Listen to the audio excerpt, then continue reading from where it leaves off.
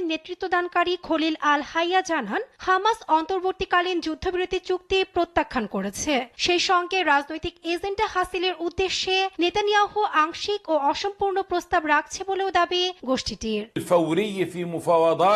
Netanyahu রাজনৈতিক agenda বাস্তবায়নের জন্য এ ধ্বংস ও ক্ষুধার খেলা খেলছে। যদি সকল বন্দীদের বলিও দিতে হয়, তবুও আমরা এই নীতি পাশের অংশ হব না।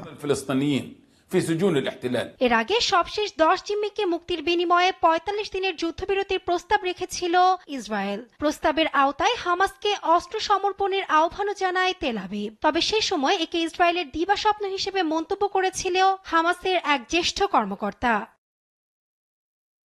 তবে যুদ্ধবন্ধে একটি বৃহৎ চুক্তির অংশ হিসেবে ইসরায়েলের সব জিম্মিদের মুক্তি দিতে প্রস্তুত আছে বলেও জানায় হামাসের এই জ্যেষ্ঠ কর্মকর্তা। তবে আলোচনায় পৌঁছাতে আরো বেশ কিছু শর্ত জুড়ে দিয়েছেন। জানান, চুক্তিতে যুদ্ধ সম্পূর্ণ বন্ধ, উপত্যকা থেকে সেনা প্রত্যাহার ও গাজা পুনর্গঠনের বিষয়গুলো অন্তর্ভুক্ত থাকতে হবে।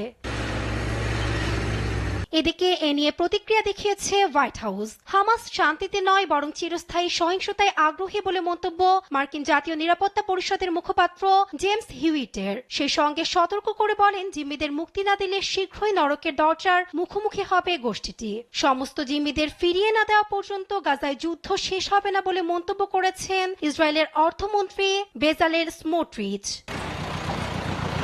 এদিকে যুদ্ধবন্ধে প্রস্তাব পাল্টা প্রস্তাবের মধ্যেও গাজায় তাণ্ডব লীলা চালিয়ে যাচ্ছে আইডিএফ। বৃহস্পতিবার ভোর থেকে চালানো হামলায় নিহত হন বেশ কয়েকজন। এদিকে 7 সপ্তাহ ধরে চলা অবরোধের ফলে গাজা ভয়াবহ দুর্ভিক্ষের মুখোমুখি বলে সতর্ক করেছে 12টি ত্রাণ সংস্থার প্রধানরা।